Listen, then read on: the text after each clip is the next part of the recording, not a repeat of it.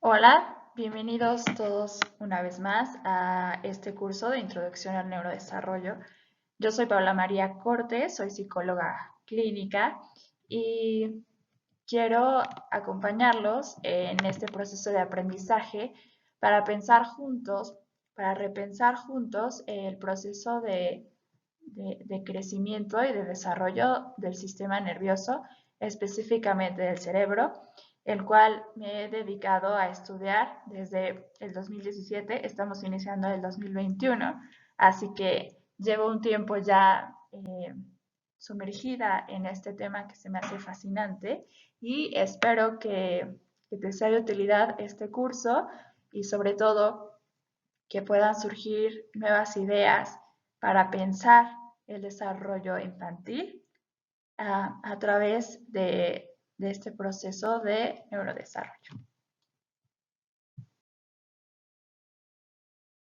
Y como te decía, el objetivo principal de este curso es que puedas adentrarte al mundo de la arquitectura neuronal. Sobre todo, pienso que el objetivo real es que se disfrute y que puedas entender de una manera simple, no fácil, simple, con dibujos, imágenes, que puedas entender cómo se da este proceso de construcción y de conexión del cerebro.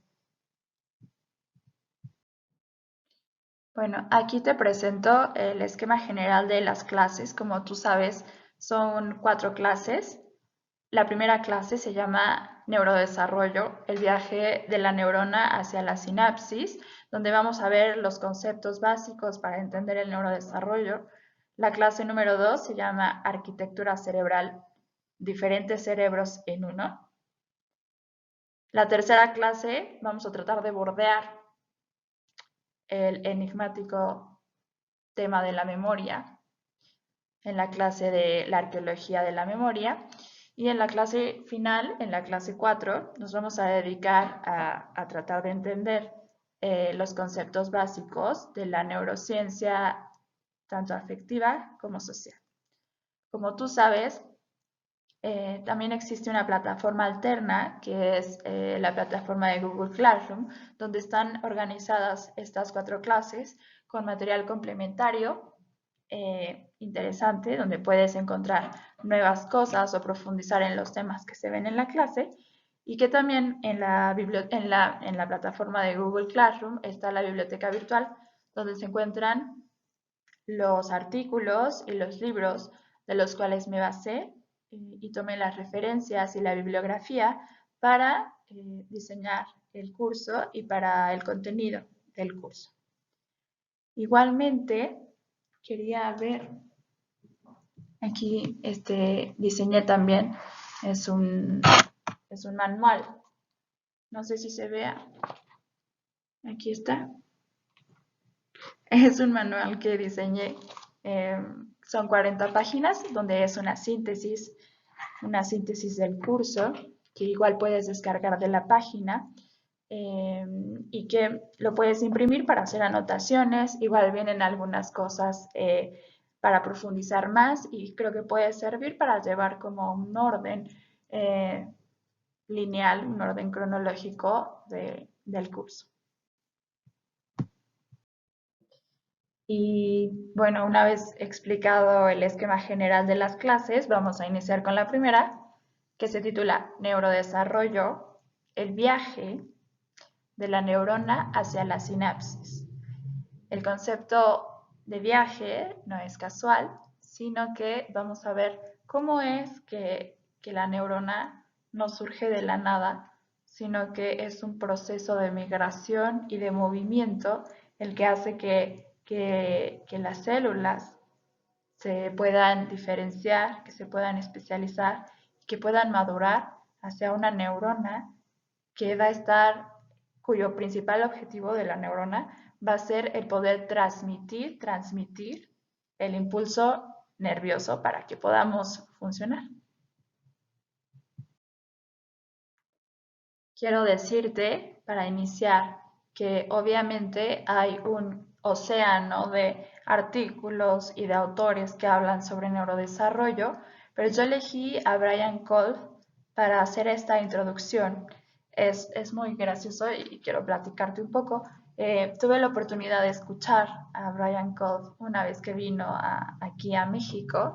Yo estaba haciendo mi servicio social en el Instituto de Neurobiología y en una oportunidad, obviamente era una plática magistral, era una charla magistral, y vino a hablar sobre el neurodesarrollo. Y desde ahí yo me acuerdo que dije, ay, como que se me hace conocido, como que no lo había captado, que estaba relacionado con el tema que yo estaba investigando. Me refiero a que no, como que se me hacía un nombre que lo había visto en algún lado, pero que no sabía de dónde. Entonces, cuando estaba viendo su presentación, me di cuenta que Brian Kolb formaba parte de los autores que había elegido para hacer mi tesis. Entonces, cuando lo vi, cuando lo escuché, se me hizo muy interesante ¿no? esa oportunidad de escucharlo. Y ahora para este curso, me parece que es un autor que puede ayudarnos a introducirnos en el neurodesarrollo porque propone una división, como nos propone una serie de etapas que las vamos a revisar todas, donde podemos ir viendo cómo es este proceso lineal, si se quiere ver así, del neurodesarrollo. Y para empezar, utilicé esta frase que él explica en uno de sus artículos que dice, el neurodesarrollo consiste en una cascada de eventos que inicia con la mitosis y que culmina con la formación de mielina. Yo espero que dentro de esta primera clase quede claro cómo es que se da lugar a esta cascada de eventos que está en movimiento y como tal los objetivos de esta clase son tres. El primero es revisar el concepto de neurodesarrollo. El segundo es reconocer las 6 etapas del proceso de desarrollo cerebral. Brian Kolb propone 7, pero para la finalidad, para los objetivos de este curso, que son introductorios, decidí hacer 6 porque o sea, hay 2 que se pueden sintetizar en una. Me parece que simplificarlo puede ayudar.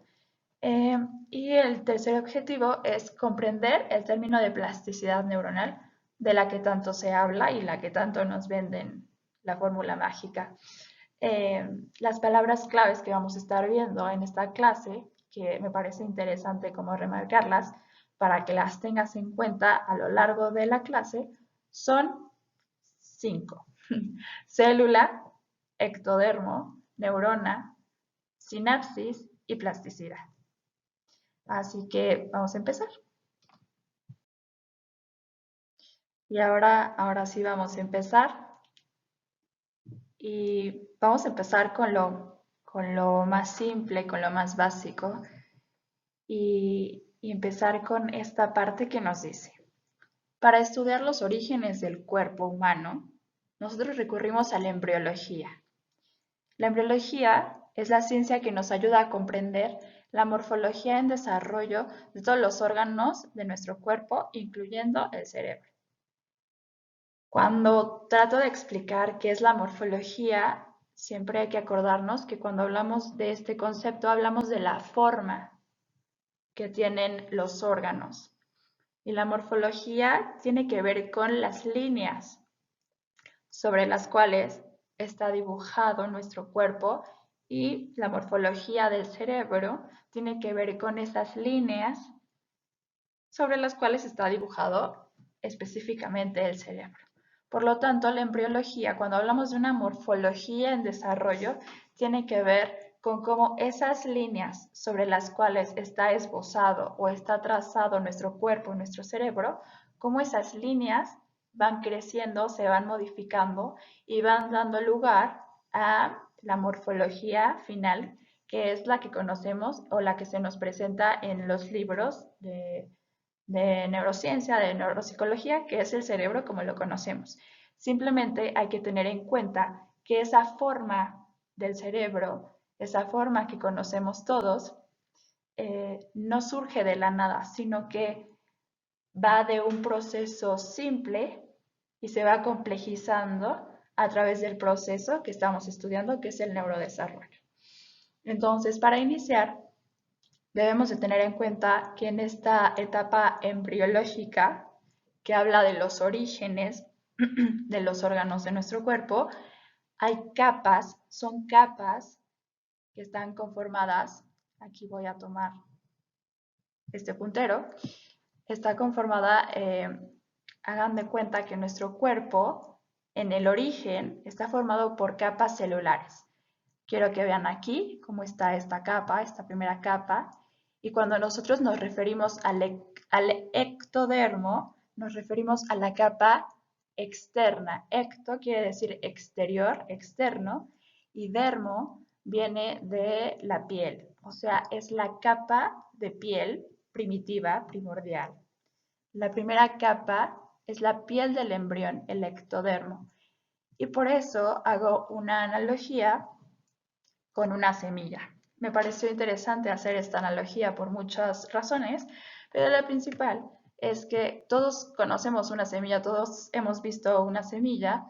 Entonces, la semilla es el órgano que va a dar lugar a la planta, a la flor. Esto es básico, yo no sé de botánica ni de flores, ¿no? Pero la semilla es el órgano o la forma primitiva que va a dar lugar a través de los nutrientes del agua, del sol, que va a dar lugar a la planta. Pero quiero que tengan en cuenta que cuando una semilla necesita una capa que la recubra para protegerla del frío, de las condiciones extremas. Entonces, esta capa externa que tiene la semilla se llama tegumento. Y trato de hacer una analogía con el ectodermo. Aquí se ve, quizá no tenga muy buen pulso, pero aquí, este es el ectodermo. Esta es la capa que recubre al embrión, es una piel del embrión que paradójicamente le da una individualidad, lo separa del mundo, su mundo interno del mundo externo y al mismo tiempo, curiosamente, también lo pone en contacto con él, o sea, separa y une al mismo tiempo. A mí me gusta llamarlo el confín primordial o el primer confín del cuerpo.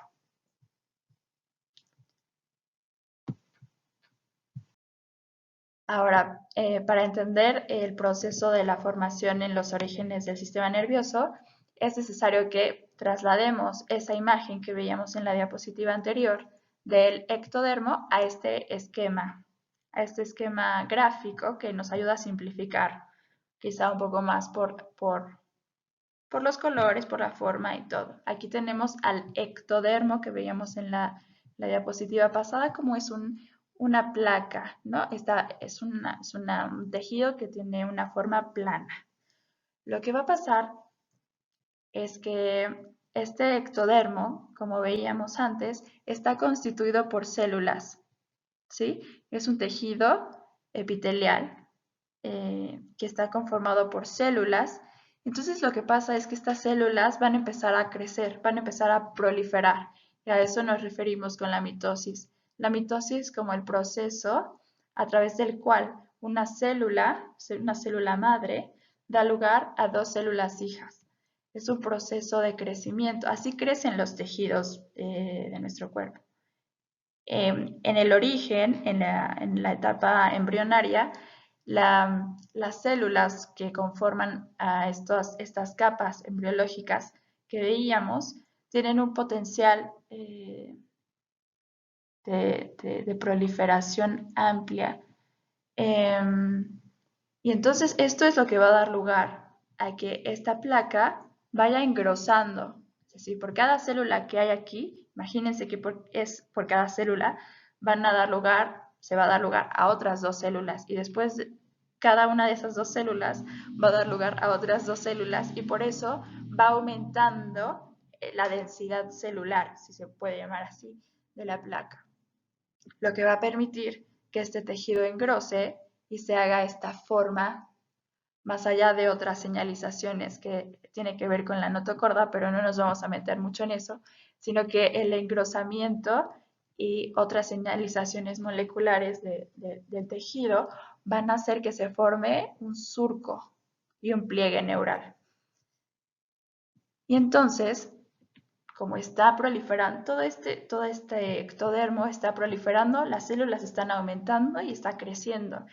Quiero que vean cómo de esta morfología plana se transforma en una morfología, se forma un tubo, que es lo más interesante. Se forma un tubo que se le llama el tubo neural. Y entonces en este esquema podemos ver cómo el ectodermo, esa piel embrionaria, esa piel primitiva, va a dar lugar a tres tipos de tejidos o de células.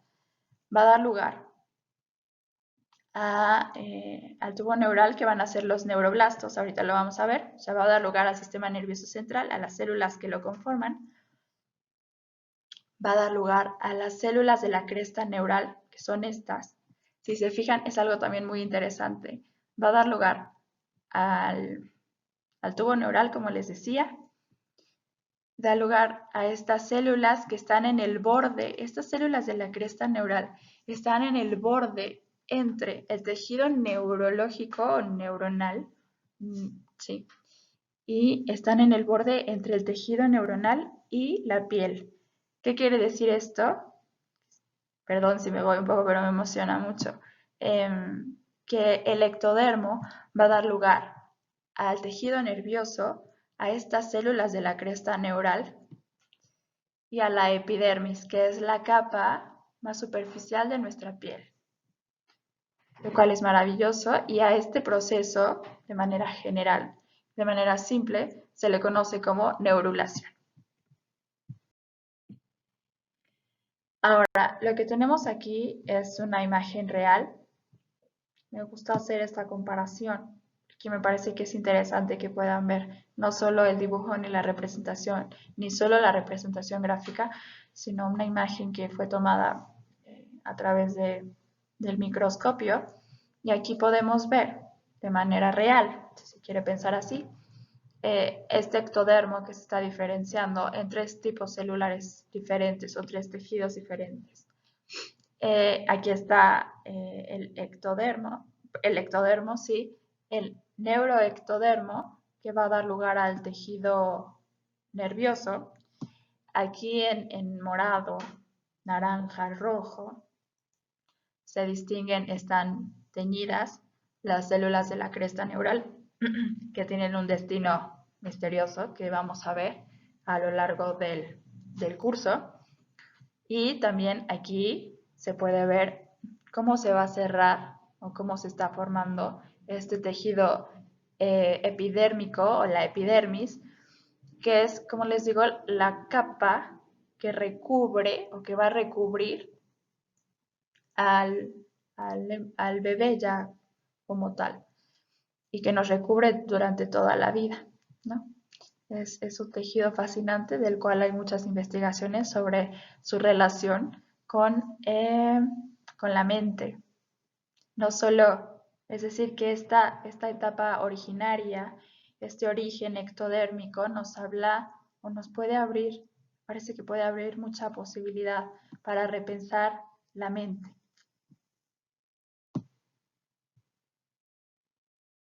Ahora sí vamos a adentrarnos, ya que comprendimos cómo es que este ectodermo da lugar a un tubo. Vamos a adentrarnos en la primera etapa que propone Brian Cole, porque él propone en su artículo, que es la neurogénesis. ¿Qué es la neurogénesis? Es este proceso a través del cual se generan neurogénesis. Se generan nuevas neuronas a partir de estas células madre, las células madre que veíamos que conformaban al tubo. Ahorita lo vamos a ver a profundidad. Sin embargo, es importante decir que en este momento originario, en el origen, todavía no son neuronas, y ahorita vamos a ver por qué. A las células precursoras o estas células, voy a volver a tomar aquí es un dibujo simplificado para que podamos entender cómo se va formando esta morfología de la que hablábamos. Es el tubo neural que veíamos que estaba conformado por las células ectodérmicas. Entonces aquí empezamos a ver que estas células, como veíamos, proliferaron y empiezan a multiplicarse, empiezan a proliferar. Entonces estas células que están aquí se van a llamar neuroblastos. Son células que todavía no son neuronas y es importante verlo. Estos neuroblastos van a ser las células precursoras de las neuronas y también de otras células que se llaman células de la neuroglía, que estas células, su función va a ser, ser como ayudar, sostener la función de las neuronas. Entonces es importante, la neurogénesis se refiere a este proceso de proliferación de los neuroblastos, que todavía no tienen las características de una neurona, y entonces el viaje que van a realizar estos neuroblastos, va a ser el proceso a través del cual, a través de este viaje, como veíamos en la primera diapositiva, a través de este viaje, de esta migración, de este movimiento, es que el neuroblasto va a adquirir las características de una neurona. Ahora, me parece interesante mostrarles esta imagen, que es una técnica que aprendí hace un tiempo. Es una técnica para pintar que se llama pouring a través de alcohol. Pero bueno, el punto no es ese. El punto es que esta es una imagen, es una obra de arte que nos habla. Voy a tomar otra vez esto. Esta es la representación artística de la mitosis. Quiero que vean aquí, esta era, en pasado, una célula madre que está dando lugar, está dando origen a dos células hijas. Estas dos células hijas, como podemos ver, este sería el núcleo y esta sería la membrana plasmática, la membrana celular. Igual recubre a todas las células eucariotas. Pero bueno, el punto es que antes aquí había una sola célula madre. Y a través de este proceso de mitosis, el material genético y los organelos que están en este universo interno de la célula se replicaron, o sea, quiero decir, proliferaron, aumentaron. El material genético se replica de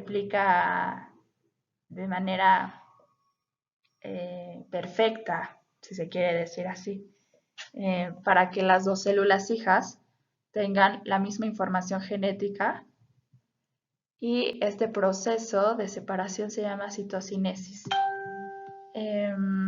Quería mostrarles cómo es, como de una manera se me hace muy bonita, cómo es este proceso de la mitosis que da lugar a la proliferación y que da lugar a que estos neuroblastos se multipliquen y que sean miles de millones de neuroblastos los que van a iniciar este proceso de transformación o este viaje hacia convertirse en neuronas maduras. Y un dato que nos da Brian Codd en su artículo, que nos dice: la mayor parte de la neurogénesis está completa ya a los 5 meses de vida intrauterina. Es decir, que a los 5 meses de gestación, a los 5 meses de vida, ya están dados todos los neuroblastos o las células precursoras que van a dar lugar a las neuronas. Pero nos habla de que hay una excepción, hay una zona, y en particular son dos zonas dentro del cerebro donde,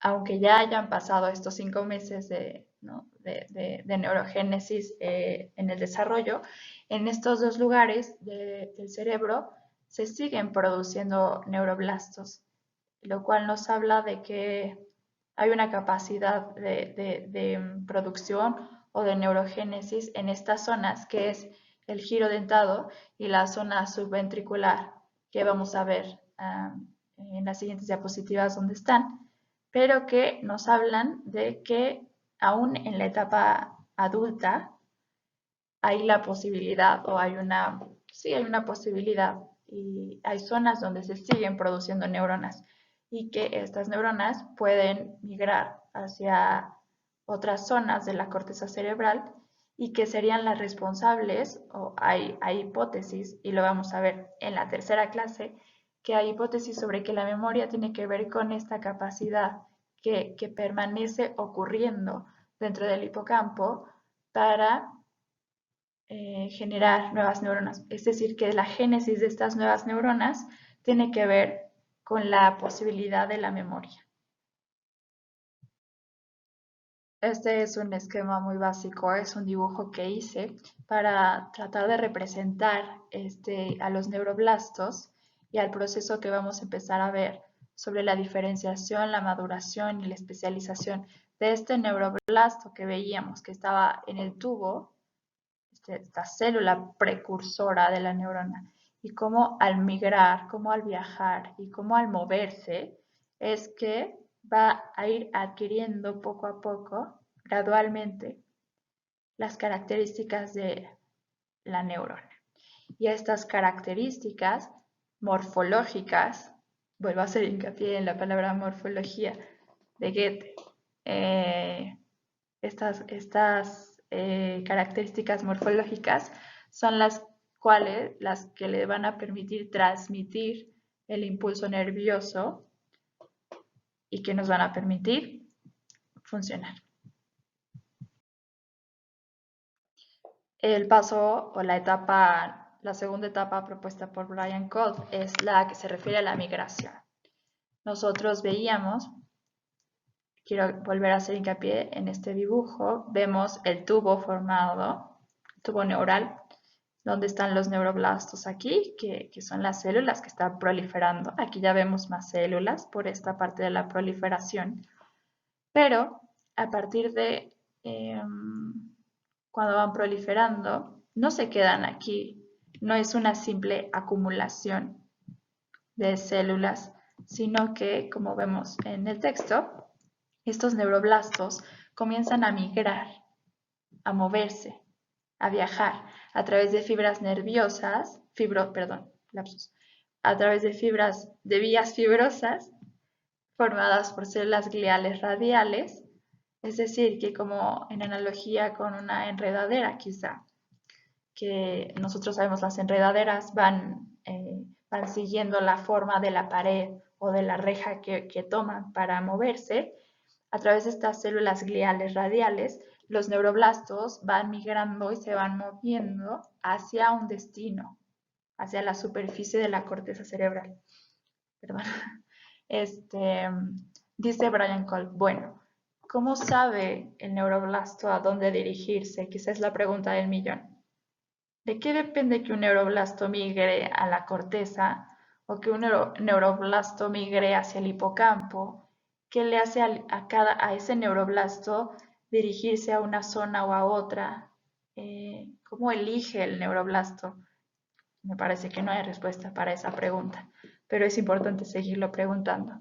Dice, cada neuroblasto, cada célula dentro de su ADN, dentro de toda su información genética y otras formas de herencia, esta célula va a tener un mapa primitivo de la corteza cerebral. Este mapa lo que va a hacer es predisponerlo o darle como las señales moleculares, las señales ¿no? para que el neuroblasto pueda saber hacia dónde migrar. Es importante también decir que mientras el neuroblasto, como veíamos aquí, que estaba en la zona, en el tubo neural, ¿no? Y que era una célula es una célula que se le llama pluripotencial, totipotencial, es decir, que tiene la potencia o la capacidad de diferenciarse en casi todos los tipos celulares. Es decir, estas células que están aquí podrían diferenciarse casi en cualquier tejido celular. Sin embargo, al momento de que van migrando y de que van moviéndose y de que van diferenciándose, que van especializándose y que van madurando y por lo tanto que van adquiriendo características morfológicas de las neuronas, esta capacidad para diferenciarse y para proliferar va disminuyendo. Y entonces es este movimiento, esta migración en este tejido, a través de este movimiento, de este viaje que hace el neuroblasto hacia su destino, que se va a transformar en un tipo celular específico, que es la neurona. La tercera etapa o el tercer proceso que propone Brian Kolb es la maduración celular. Es aquí en este punto es donde les digo que Brian Kolb propone dos etapas, simplemente que propone la diferenciación y la maduración celular, lo cual yo solo integré en esta maduración donde se ve a su vez la diferenciación de ese neuroblasto, cómo se va diferenciando y cómo sus características morfológicas, que es lo que vamos a ver ahorita, esa morfología que tenía antes de una célula que no tenía ramificaciones, que no tenía proyecciones de su piel, de su cuerpo, cómo las va adquiriendo. Y este es la tercera etapa que propone Kolb, que es la maduración celular, que se refiere a que una vez que el neuroblasto llegó o alcanzó su destino, donde ese mapa primitivo lo guió, una vez que llega a su destino y dice, de aquí soy, empieza a diferenciarse, empieza a madurar. Y entonces esta maduración tiene que ver con principalmente dos cambios morfológicos, otra vez la morfología. El primero de estos cambios morfológicos es el crecimiento de dendritas. El crecimiento de dendritas para promover una superficie, para aumentar su superficie y que este aumento, al aumentar la superficie de su cuerpo, de su piel, si hay mayor espacio, si hay mayor superficie, hay más probabilidad de hacer sinapsis o conexión o conectarse con otras células. Y el segundo cambio morfológico es la extensión de un axón, que es una proyección que va a crecer, es esa parte de la célula que va a crecer hacia los objetivos adecuados para iniciar la formación de sinapsis. Es decir, que es una proyección, es un conducto, es un tubo, otra vez el tubo. Es un canal, es un conducto a través del cual la célula va a aumentar su superficie y que este axón lo que va a buscar es hacer conexión, conectar con otra célula, si bien puede ser otra neurona, pero también puede ser otra célula, por ejemplo, un músculo. Aquí otra vez vuelvo a presentar una imagen que me parece muy interesante para presentarla, que es una imagen de una neurona real vista a través del microscopio.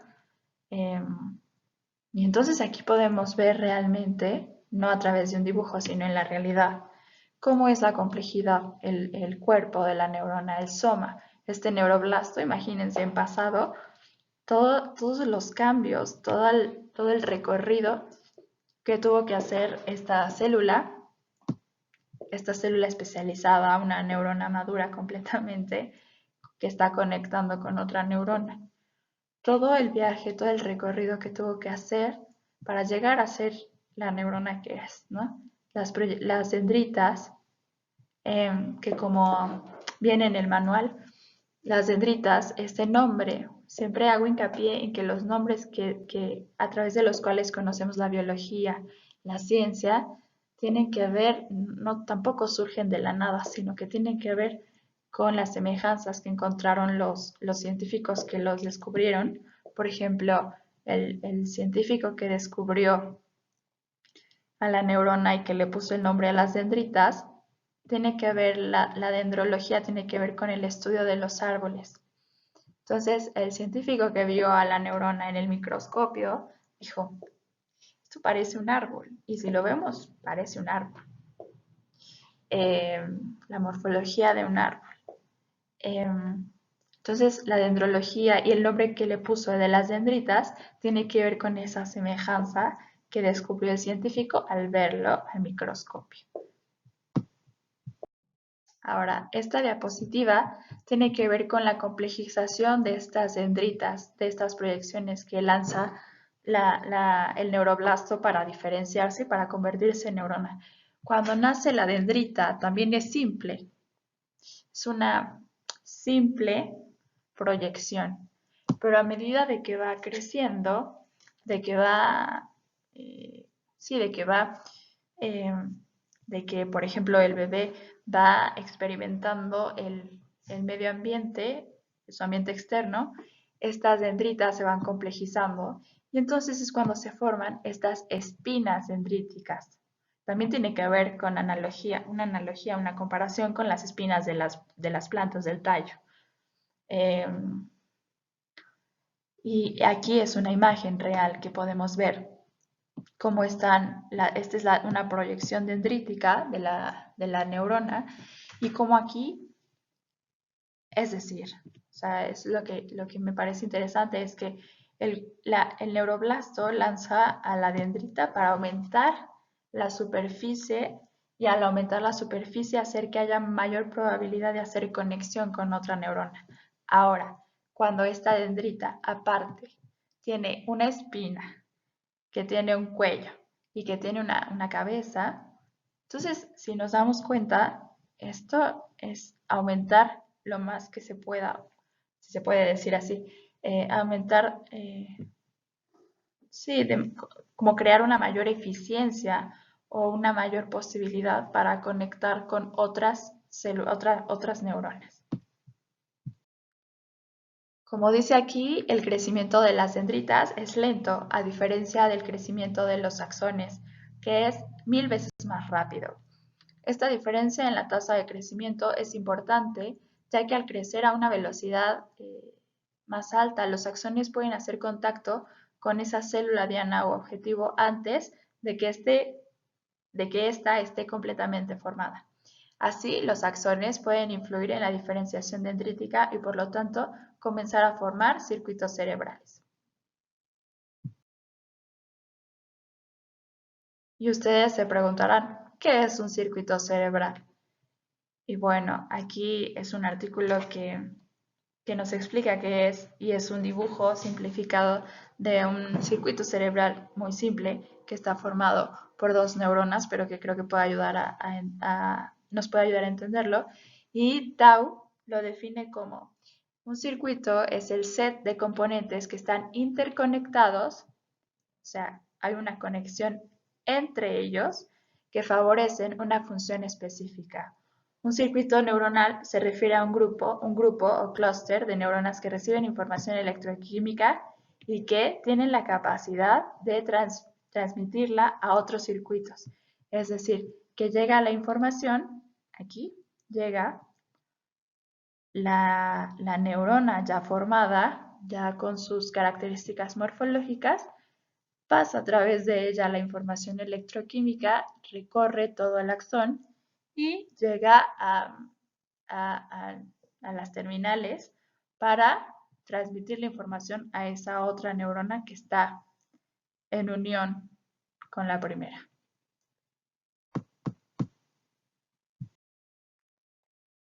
Ahora el paso o la etapa número 4 dentro del neurodesarrollo que propone Brian Kolb es la sinaptogénesis. ¿Qué quiere decir esto? Es la formación nueva de sinapsis. Aquí en este dibujo podemos ver la terminal del axón, que es el cono de crecimiento.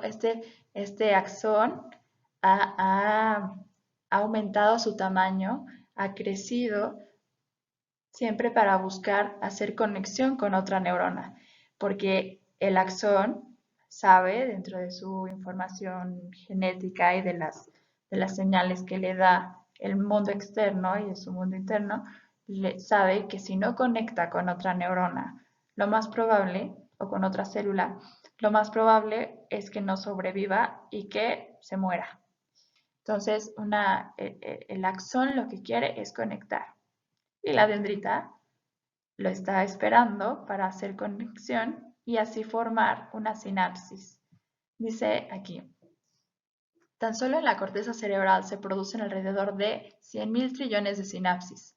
Esta tremenda cantidad de conexiones es dada por una gran variedad de señales y pistas tanto genéticas como a través de la experiencia. Y la dendrita diana, perdón, aquí retomando el dibujo, la dendrita diana se refiere a esa célula que está esperando al axón para hacer sinapsis, ¿no? Aquí estaría, mejor dicho, quizá que esta es una espina, ¿no? Dendrítica, para ser más específicos.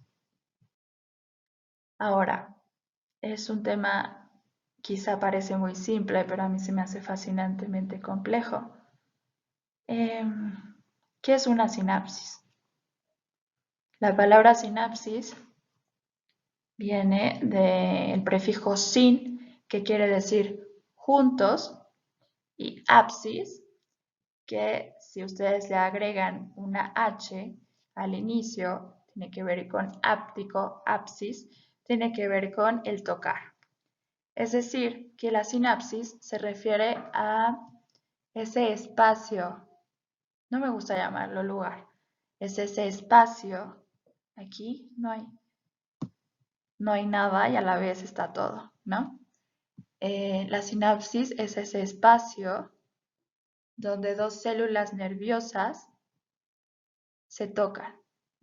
Ahora, ¿qué es lo fascinante de esto? O que por lo menos a mí me vuela la cabeza.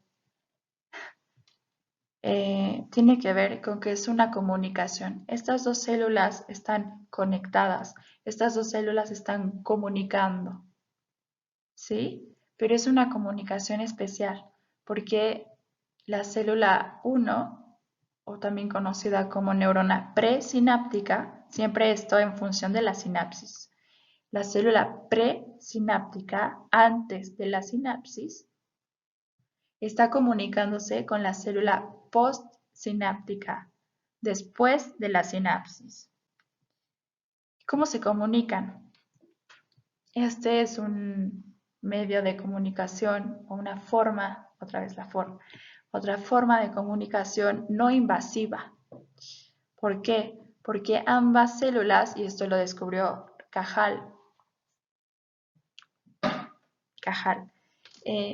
que son células y que la forma de comunicación de estas células nerviosas es a través de la sinapsis, pero lo interesante es que ninguna de estas dos células pierde su individualidad, es decir, están separadas, están delimitadas, su individualidad permanece, no están fusionadas. Estas dos células son no independientes, son individuales, porque si fueran independientes, podrían estar solas o aisladas. Su funcionamiento no dependería de la otra. Ese es un tema interesante. Entonces, ¿qué pasa en la sinapsis? En el núcleo, como veíamos, todas las células tienen un núcleo y es importante recalcar que la neurona es una célula especializada. Es una célula que produce proteínas, porque su núcleo tiene información genética que la finalidad es que se produzcan a partir del ADN, que se transcriba y que se traduzca en proteínas, ¿no? Las proteínas van a ser los elementos que que le van a dar forma, que van a estructurar todo el cuerpo y van a tener muchísimas funciones, ¿no? Pero la neurona produce unas moléculas que se llama neurotransmisor.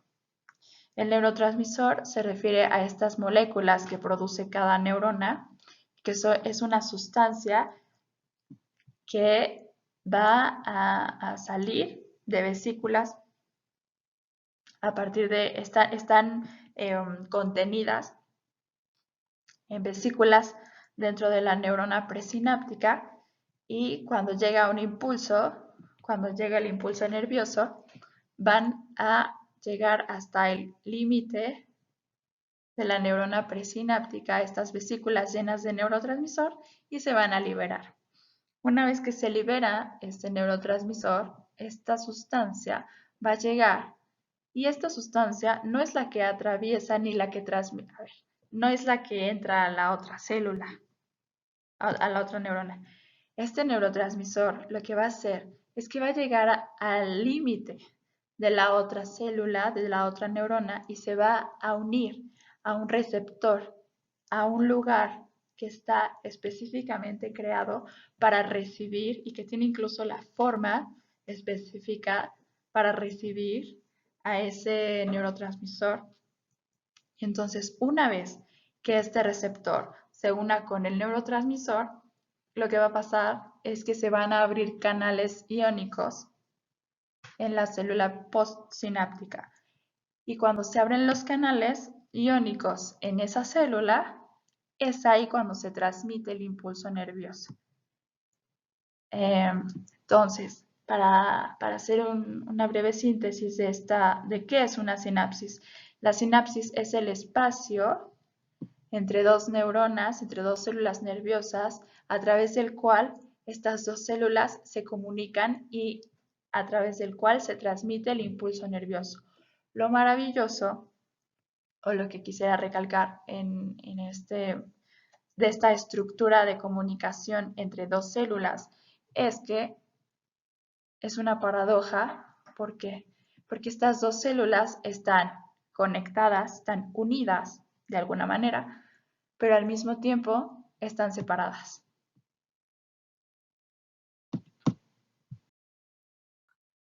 Este es una representación gráfica, es un dibujo que hice sobre la sinapsis. Es una neurona, aquí sería la neurona presináptica glutamatérgica. ¿Qué quiere decir esto? Que su neurotransmisor es el glutamato, que es el principal neurotransmisor excitador del sistema nervioso. Entonces, esta célula va a producir glutamato. El glutamato va a ser el neurotransmisor que va a, una vez recibido el impulso, esas vesículas llenas de glutamato van a salir de esta neurona y van a llegar a adherirse aquí, a este receptor. Aquí el tema es que cuando lo dibujé, que me parece interesante porque lo hice, pero cuando lo dibujé no le puse el receptor. O sea, imagínense que aquí me faltó eso.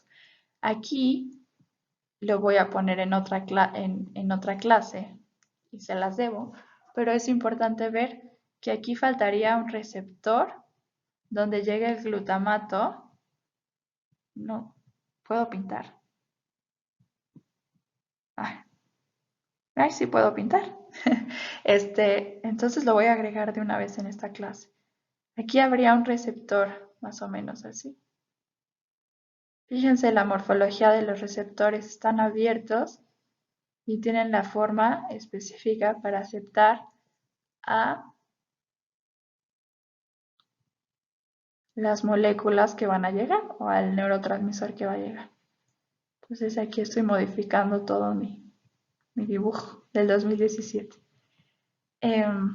Entonces, este receptor que faltaba ya está y llegaría entonces el glutamato. Llegaría aquí, lo voy a dibujar también ya que estamos aquí con otro color. El glutamato estaría aquí, en estas vesículas llenas de glutamato. A través de un impulso saldrían, llegaría el glutamato aquí a ser recibido por el receptor. Estos son los nombres de los receptores de glutamato. Se llaman receptores ionotrópicos por esto mismo, porque está el glutamato aquí en las vesículas, sale, llega el glutamato, se adhiere al receptor y esta unión, este contacto, lo que va a hacer es que va a permitir que se abran canales iónicos, es decir, Cuando llega el glutamato y se une a este receptor, en el receptor AMPA van a entrar iones de sodio. Y en el NMDA, que tiene una particularidad función, pero este receptor se activa bajo determinadas condiciones que vamos a ver en otra clase. Pero entonces quiero que vean que el impulso se transmite no porque entre el neurotransmisor a la otra célula postsináptica, sino porque es la unión de este neurotransmisor con el receptor el que abre canales o este poro que permite el paso de iones que van a despolarizar la célula postsináptica. Es un poco confuso, pero es muy interesante. Ahora, en esta quinta etapa, en este quinto proceso que se llama muerte celular y poda sináptica, tiene que ver con que como no hay una certeza por parte del sistema nervioso de que las conexiones que se van a formar, es decir, las neuronas, los neuroblastos, las sinapsis que se van a formar, vayan a lograrse todas, el cerebro tiene que buscar un mecanismo para, para dotar al tejido neural de la mayor cantidad de sinapsis y de neuronas. Por eso, dentro de la etapa intrauterina y los primeros años de vida, el primer año, el segundo año, se sobreproducen tanto neuronas como sinapsis. Hay mucha cantidad, la densidad es muy alta. Entonces, en esta sobreproducción, dice el axón, yo necesito encontrar una, una dendrita, una célula para conectar y y no, como que no hay tanto, no quiero cometer un error aquí, pero se sobreproducen las conexiones y las neuronas, los neuroblastos y las neuronas.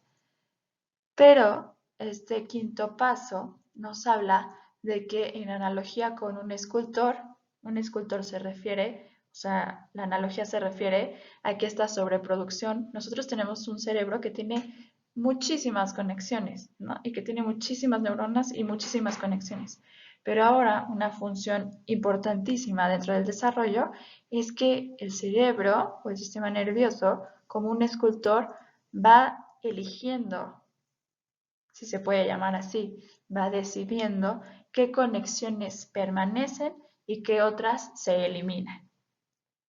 Es decir, como el escultor tiene una piedra y a través de la idea que tiene este escultor, el artista, con el cincel va quitando las partes de la piedra que no le favorecen para plasmar su idea.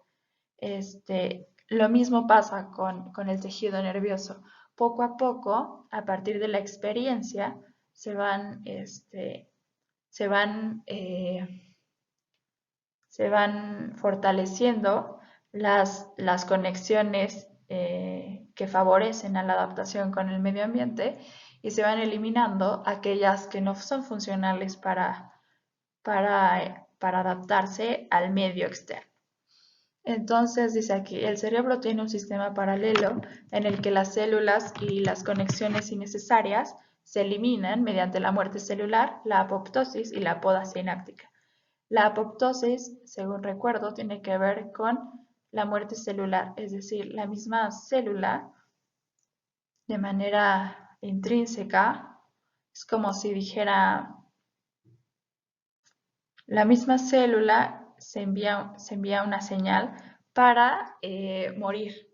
Dice, no soy funcional quizá para continuar con mi función.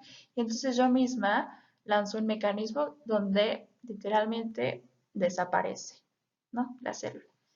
Y la poda sináptica, que me sigue pareciendo una incógnita porque he buscado como cuál es el mecanismo a través del cual se poda el cerebro, tiene que ver como con esa parte también, haciendo como siempre una analogía con las plantas, ¿no? Que cuando cuando una planta se poda en una etapa específica del año, generalmente tiende a nacer con mayor fuerza, ¿no? Pero esa poda sináptica tiene que ver con mecanismos que literalmente eliminan las sinapsis que no van para favorecer que se queden y que se fortalezcan aquellas que son funcionales para la vida de cada persona. Aquí, por ejemplo, encontré esta imagen donde podemos ver aquí les voy a poner el puntero, podemos ver a una espina dendrítica, como ya sabemos que son, ahora las vamos a ver en todos lados.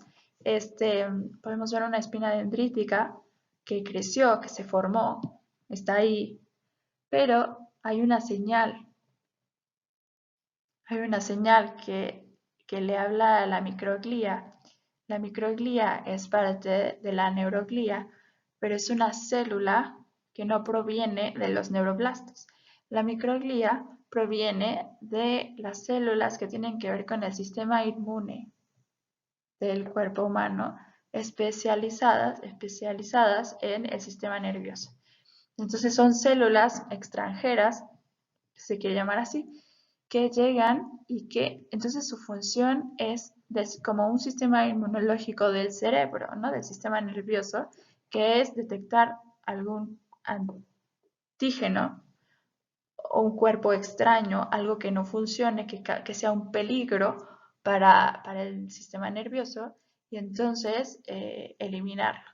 Y entonces lo que esta imagen nos está revelando es esta dendrita que ha lanzado una señal de que no es funcional para el funcionamiento, que no es adecuada para el funcionamiento de ese cerebro.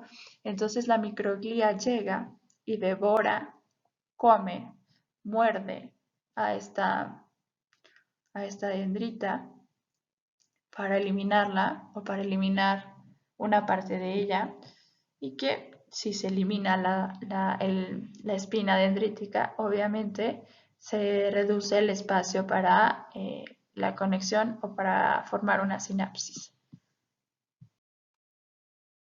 Ahora, este esquema yo lo hice para explicar mi tesis. Entonces amo el esquema, que me gusta mucho explicarlo. Y es esta parte que hasta ahora podemos como entender, ¿no? Nosotros en este pensamiento binario, quizá, de lo que es la genética y lo que es el ambiente, ¿no? Esta parte de qué son los genes, qué es la crianza, qué es la naturaleza, qué es la crianza, qué tiene que ver los genes que heredé de mis papás, qué tiene que ver con el aprendizaje que tengo yo en los primeros años de vida o a lo largo de mi vida, qué influye más, qué influye menos. Y bueno, nosotros a través del tiempo, y me parece que es sano reconocer también que hay libros que actualmente hablan de diferentes formas de herencia, ¿no? Hay un libro que a mí me gustó mucho, yo lo encontré hace aproximadamente un año y medio, que se llama The Evolution in Four Dimensions, que es de Eva Jablonka, es una genetista israelí, y Marion Lamb, que se dedican a decir, bueno, me parece que se dedican a estudiar, ¿no?, la genética, pero que no, lo más importante me parece es que hablan y dicen, no, es que hay muchas otras formas de herencia, no es solo la herencia genética, es también la herencia epigenética, y de la herencia epigenética no es solo la metilación o la acetilación del ADN, sino que hay al menos creo que son 4 formas de epigenética. Luego hay otro tipo de herencia, le llaman conductual, herencia, y también en el ser humano, por ejemplo, hablan de que hay una herencia simbólica y tiene que ver con el uso del lenguaje. Entonces, me parece que ahorita ya decir es genética o ambiente, es naturaleza o crianza, me parece que es un pensamiento binario que podríamos empezar a dudar, ¿no? Y y podríamos empezar a ver que hay un espectro mucho más amplio de formas de herencia. Si alguien quiere el libro, se lo puedo pasar con mucho gusto, que no nos escuche Jablonka ni Lam, pero se los puedo pasar. Bueno, el punto es que a partir de la genética, así, volviendo como a esta explicación binaria, a partir de la genética es que se sobreproduce tanto neuronas, neuroblastos, neuronas, como sinapsis. Entonces, esto da lugar, esta sobreproducción da lugar a que estos circuitos neuronales se conecten. Entonces, hay una se podría llamar una hiperconexión de circuitos neuronales, ¿no? Ahora, a partir del ambiente al que está expuesto cada individuo en sus etapas primarias o tempranas, perdón, el ambiente, o sea, es decir, la crianza, volviendo a este pensamiento binario, hay conexiones que se refuerzan, que tienen que ver con este símbolo de más, y otras que se eliminan, que no se refuerzan, ¿no? Que es este símbolo de menos. Y entonces, estas son los circuitos o las estructuras que van a, que van que van a surgir o que van a perdurar después de que se da esta poda neuronal, esta muerte celular.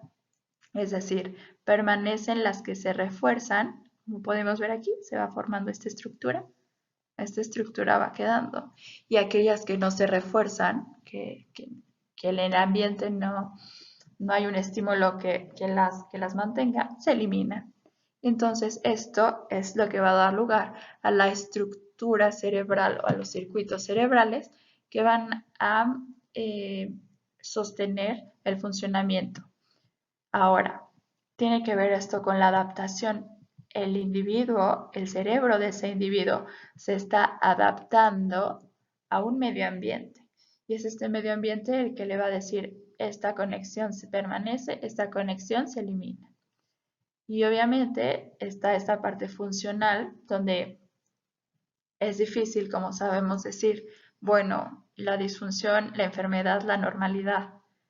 Pero es a partir siempre de esta adaptación al medio, a la familia, a las relaciones tempranas con otros.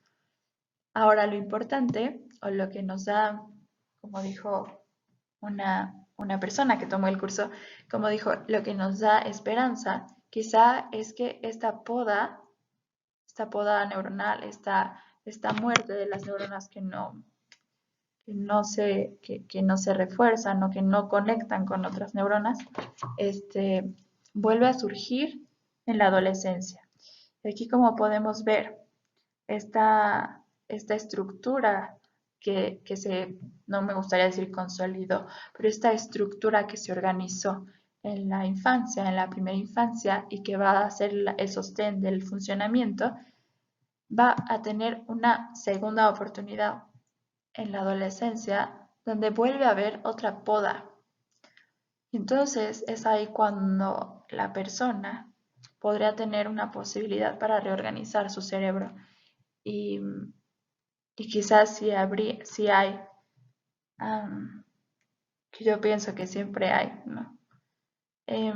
Una necesidad de cambiar algo que no sea funcional o que no se adapte al deseo que tiene esa persona de su vida en la adolescencia, entonces es un momento crucial para reorganizar, para eliminar aquello que no es funcional al deseo de esa persona y entonces reorganizar su estructura para quizá nunca va a ser perfecta, pero reorganizar esta estructura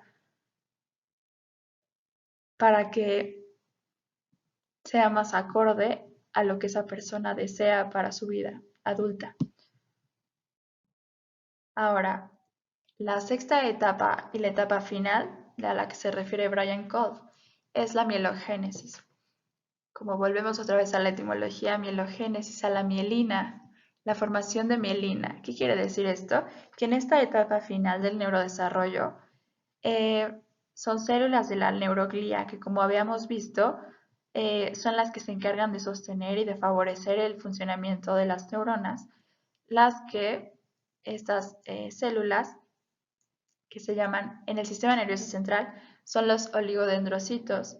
Son células que, así como la neurona tiene la función de transmitir el impulso nervioso, el oligodendrocito, su función es funcionar, no, funciona como una célula que recubre el axón de la neurona. ¿Y para qué sirve esto? La mielina es un compuesto, es un compuesto parece que son grasas, ¿no? A grandes rasgos son, no me acuerdo la composición ahorita, pero son lípidos, grasas, que, que, van, que van a recubrir el contorno del axón. ¿Para qué? Para que cuando se transmite el impulso nervioso, llega aquí, y entonces para que no recorra toda esta gran cantidad o gran trayecto, ¿no? Para que vaya saltando, ¿no? Obviamente saltando creo que sería más rápido la transmisión del impulso. Entonces, esta es la función de la mielina. Algo que les decía, por ejemplo, en el curso presencial, es que una pregunta muy cuando estudiamos neuropsicología o neurociencias, es qué células dan lugar, qué células gliales dan lugar a la mielina en el sistema nervioso central y qué células gliales dan lugar a la mielina en el sistema nervioso periférico. Y entonces la respuesta es que en el sistema nervioso central son los oligodendrocitos y en el sistema nervioso periférico son las células de Schwann, que si recordamos los orígenes del sistema, de toda esta parte del tubo neural y todo, las células de Schwann provienen de las células que veíamos que son las células de la cresta neural.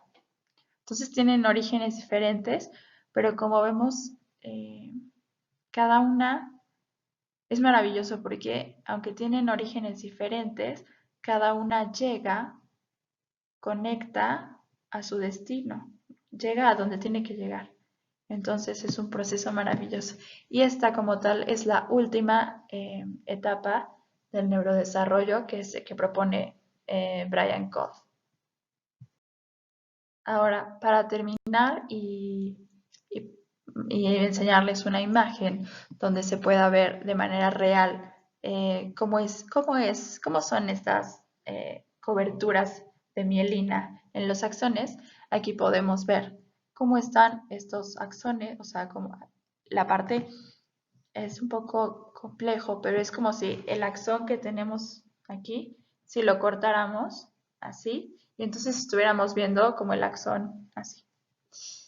Eh, y esto sería el axón que está recubierto por esta envoltura de mielina, que es la que va a permitir que se transmita el impulso nervioso de una manera más eficiente.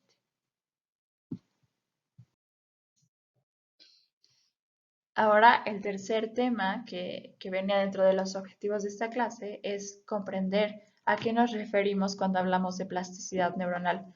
Obviamente es un tema, siempre digo, bueno, entender esto es complejo, pero vamos a tratar de hacerlo lo más simple que se pueda para poderlo entender, ¿no? Entonces, la plasticidad tiene que ver con esta palabra plástico, ¿no? Con esta capacidad de moldearse, de cambiar, de moldear, de modificar las estructuras, estos circuitos que, que, que hay en el cerebro. Nos dice, el cerebro en desarrollo es especialmente sensible a cada vivencia que el bebé tiene con el mundo externo, lo que nos demuestra la gran capacidad que tiene este órgano para cambiar. A través de este proceso de plasticidad neuronal, los circuitos cerebrales abren posibilidades para crecer, morfogénesis, conectarse y reorganizarse. Y así lograr una mayor adaptación al ambiente que le rodea, que nos rodea a cada individuo. Es decir, nuestro cerebro tiene la capacidad de cambiar para adaptarse, ¿no? Aquí la pregunta, yo ayer me encontré con una frase que decía que la educación es de Paulo Freire, que tiene que ver con que la educación no debería de tener como finalidad la adaptación del individuo al medio, sino la transformación. Y me quedó dando vueltas esa diferencia en mi cabeza de, claro, en la infancia cambiamos para adaptarnos, porque si no nos adaptamos a la familia que, que nos tocó, si no nos adaptamos a esos primeros vínculos, a esas formas, a esos patrones de conducta, a esos patrones afectivos, si no nos adaptamos a eso, no tenemos chance de sobrevivir. Imagínense un bebé, pienso, ¿no? Ya pensando de una manera más libre, pienso un bebé que no se adapte a la familia, prácticamente la posibilidad de que fuera rechazado, bueno, es imposible siquiera pensarlo, ¿no? No hay un mecanismo por el cual, el mecanismo es la de adaptación al medio, ¿no? Y de adaptación como les digo, como al deseo o a las expectativas de la familia, porque obviamente eso ayuda a la aceptación y si la familia lo acepta, hay más probabilidad de que sobreviva, ¿no? Pero a mí me parece que la diferencia quizá en un cerebro adolescente o en un cerebro adulto tendría que ver con esta diferencia de la adaptación a la transformación, donde por ejemplo ya en la adolescencia quizá podríamos empezar a pensar que no hay una necesidad de completar todas las expectativas que los padres tienen de ese adolescente, sino que se puede dar un cambio para transformar esas expectativas que antes se tenían y que se le ponían a ese individuo en desarrollo. En la adolescencia, la transformación tiene que ver con eso, no con la adaptación, sino con la transformación hacia el deseo de esa persona. ¿Qué quiero? Realmente, bueno, es muy simple y muy aventurado quizá estar hablando de esto, pero, pero ya no es me adapto para que me acepten, sino ahora, ¿qué es lo que yo quiero? ¿Y yo quiero realmente estudiar esta carrera o no quiero estudiar esta carrera? ¿Qué es lo que me está llevando a estudiar esta carrera y no otra? Es como transformar esa adaptación en como en la búsqueda del deseo individual. Ahorita se me ocurrió mientras hablaba sobre la plasticidad y bueno, pero regresando a la neurociencia, me parece que es importante que Brian Kolb también nos habla de estas cuatro eh, de estos cuatro ítems que es donde se refleja la plasticidad neuronal. El número 1 tiene que ver, bueno, cambié de diapositiva y como esta aplicación es plástica, no puedo volver a reescribir volver a narrar sobre la otra diapositiva, pero les decía que Brian Kolb nos habla de 4 ítems en donde se podría rastrear la plasticidad neuronal. Y aquí las tengo, están en el manual. La primera son las células de la zona subventricular y del giro dentado del hipocampo, que como veíamos en el primer en la primera etapa del neurodesarrollo propuesta por Kolb, nos decía que había una región en el hipocampo donde seguían produciéndose neuroblastos y donde seguía habiendo este proceso de maduración, de diferenciación y de especialización de las neuronas, donde seguía habiendo esta neurogénesis. Y dice, tanto el giro dentado como la zona subventricular son regiones donde sigue habiendo células madre, quiere decir que no han perdido este potencial de replicarse, de proliferar, de multiplicarse, y estas células madre permanecen activas durante toda la vida. Por ejemplo, las células del giro dentado producen tanto neuroblastos como células gliales que tienen la posibilidad de migrar a la corteza cerebral incluso en la adultez. Después tenemos que hay 3 tipos diferentes de plasticidad. A grandes rasgos se puede decir que la primera es la plasticidad independiente de experiencia. Quiere decir que esta plasticidad o estos cambios están determinados por el material genético que viene en cada célula. O sea, hay un cambio, sí, pero está determinado por las señalizaciones internas de los genes. El segundo tipo de plasticidad es la plasticidad expectante de experiencia y nos dice Brian Codd que esta ocurre en la mayor medida durante la vida postnatal temprana. Y nos da un ejemplo donde dice que los niños son sensibles a los sonidos, ¿no? Y entonces, cuando se desenvuelven en un ambiente donde hay un idioma que se habla, por ejemplo, los niños que nacieron en México, toda su infancia, por más de que en la infancia todavía no se ha adquirido el lenguaje, la capacidad de hablar a través de palabras, los niños son sensibles y van escuchando las palabras en ese idioma. Y entonces, al momento de que van creciendo y van adquiriendo el lenguaje, como pueden discriminar esos sonidos anteriormente, es mucho más fácil este proceso de adquisición del lenguaje porque ya han podido discriminar antes esos sonidos.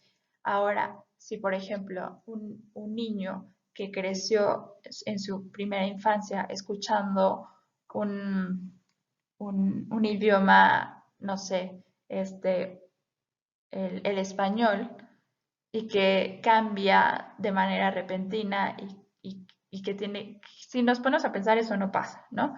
Pero sería muy difícil este cambio porque ha sido como un continuum en la adquisición del lenguaje. Y como tal, la tercera plasticidad es la plasticidad dependiente de experiencia. Y esto tiene que ver con que la conexión de circuitos neuronales se modifica gracias a la experiencia con el mundo externo. Es decir, que en este último tipo de plasticidad, los cambios son efecto, o sea, los cambios en los circuitos neuronales tienen que ver específicamente con una vivencia, es diferente, pero con una vivencia del mundo externo que es la que suscita este cambio en los circuitos. Y bueno, ahora sí ya pasamos a esta diapositiva, donde se nos habla de la diferencia que hay entre un periodo sensible y un periodo crítico. El periodo sensible tiene que ver con el rango de tiempo, que hay un rango de tiempo limitado dentro del desarrollo, donde los efectos de la experiencia, y eso tiene que ver con la plasticidad, obviamente, dependiente de experiencia. En este periodo sensible, como su nombre lo dice, en este rango de tiempo, los efectos que tiene la experiencia vivida en el mundo externo, esos efectos que tienen en la arquitectura cerebral y en la conexión, son muy fuertes. O sea, el efecto que va a tener que el niño tenga un cuidador primario que le dé afecto y que lo cuide y que cubra sus necesidades, obviamente va a tener un efecto en la construcción de ese cerebro. Igualmente, sería al revés, si el bebé en esta infancia, que es un periodo sensible, si ese bebé en la infancia no tiene un cuidador primario y entonces no en ese periodo tan vulnerable, tan característico de desamparo que se requiere de un otro que vea por las necesidades de este bebé. También esa no experiencia es una experiencia que va a tener efectos que van a perdurar durante toda la vida, quizá. En cambio, el periodo crítico es el rango de tiempo en el que las experiencias específicas, por ejemplo, el desarrollo del lenguaje, son vitales para el desarrollo normal y que la falta de estas experiencias conduciría a una alteración permanente en la función del cerebro. En esta diapositiva es una gráfica de un artículo que está en el manual, pero podemos ver en la gráfica, aquí voy a tomar el puntero, se llama, y podemos ver que en este eje está la plasticidad y en este eje está el desarrollo en tiempo cronológico, ¿no? Como se percibe en la ciencia.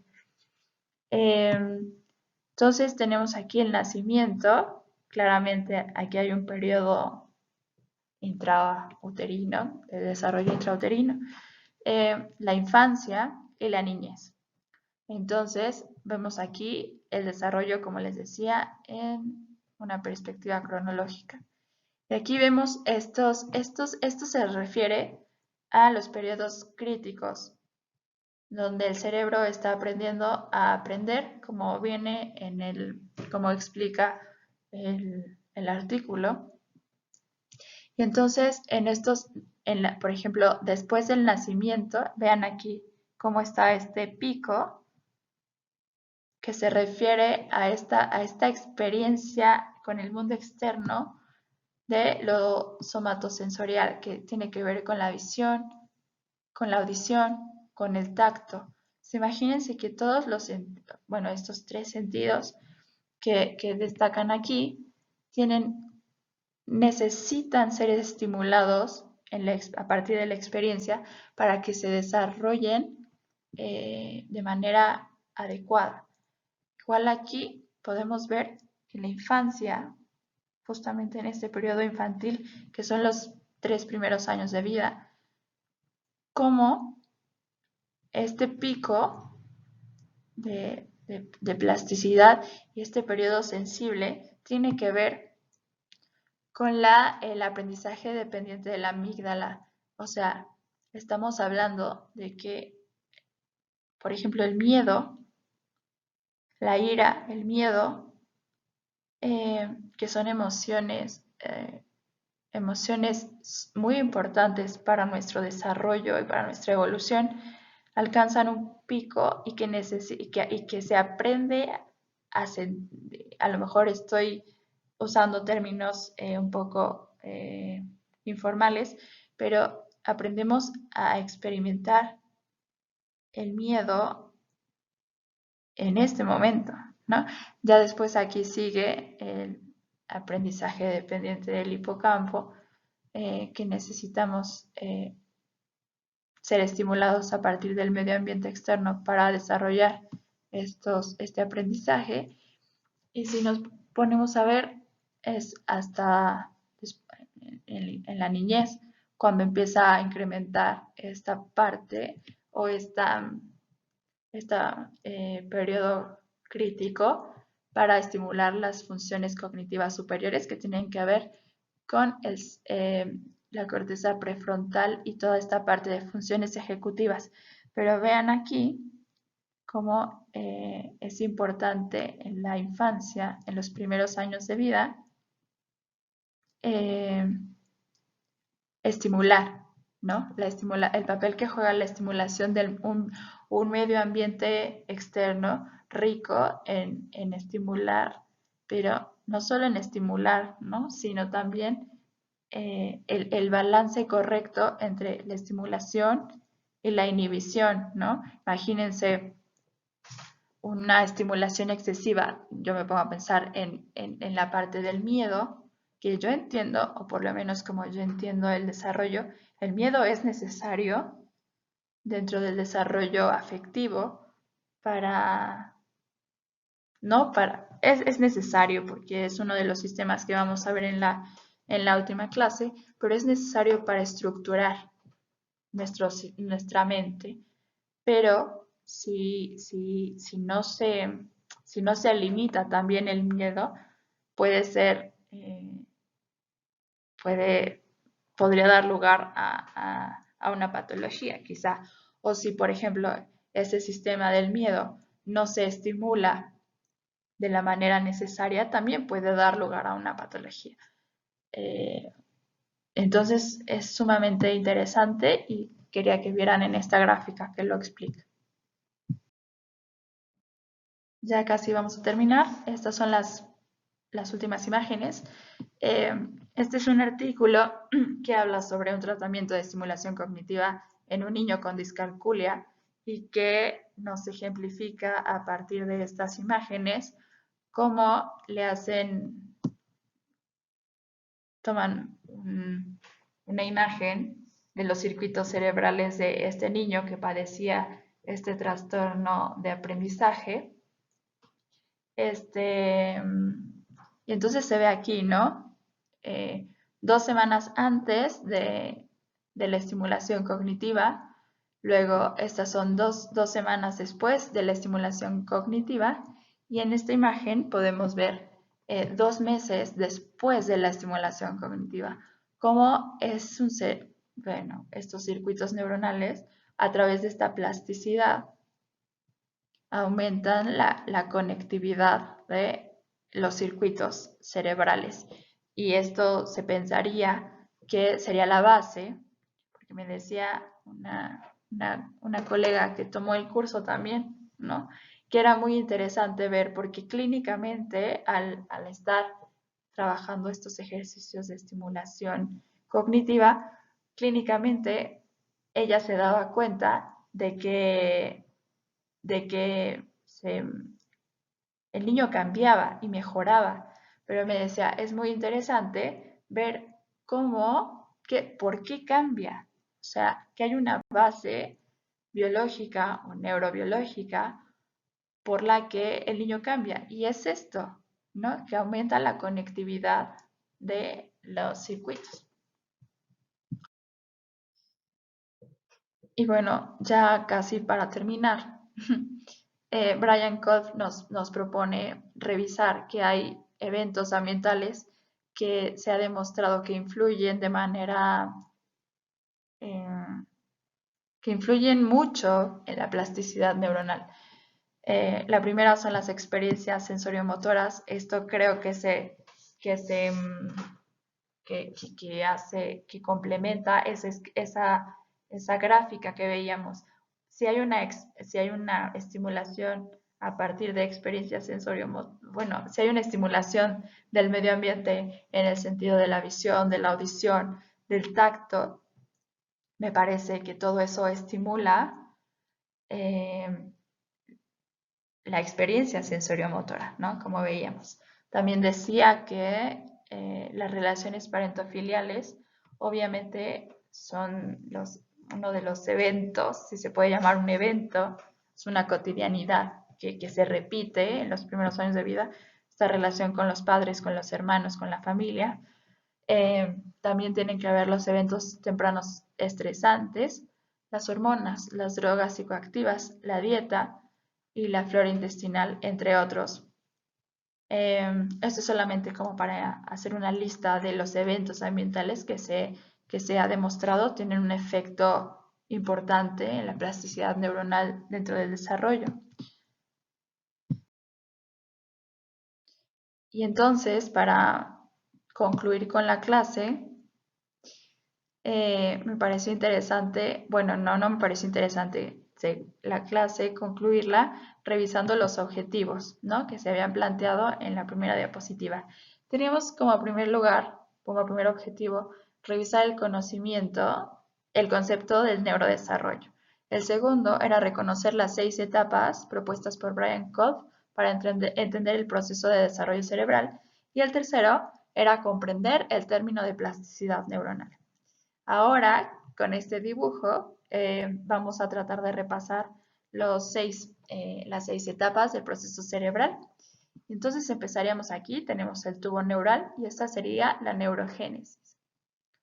Después tendríamos la migración, que como veíamos, estos neuroblastos no permanecen en el lugar donde nacieron, sino que se mueven y migran hacia la superficie de la corteza cerebral.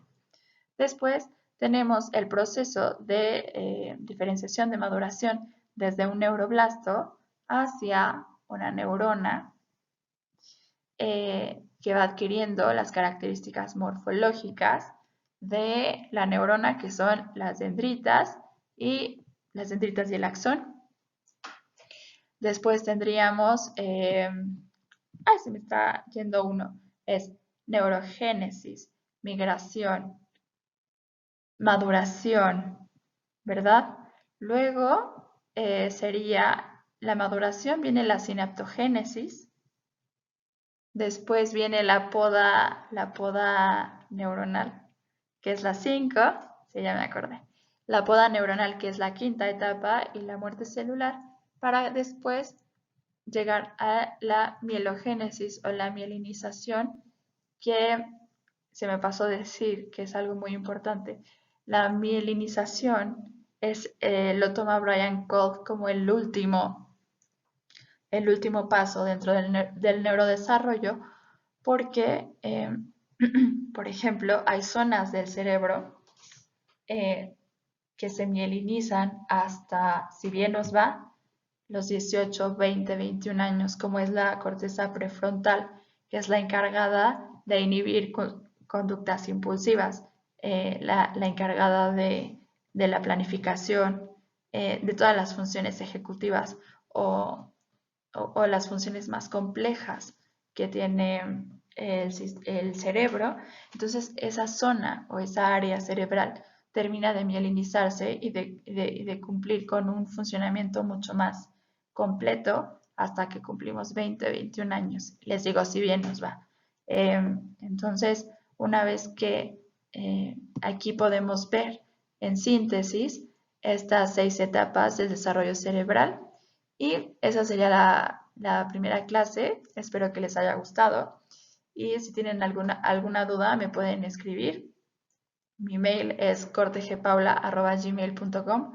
Me pueden escribir también por Instagram. Es psic, como psicóloga, psic Paula Corte. Y también la página donde pueden descargar el manual y estar al pendiente de las nuevas publicaciones o ideas o si alguien quiere contactarme, es paulamariacorte.com. Así que espero que les haya gustado, que les haya servido esta síntesis del neurodesarrollo, esta introducción al neurodesarrollo, y nos vemos la próxima clase. Adiós.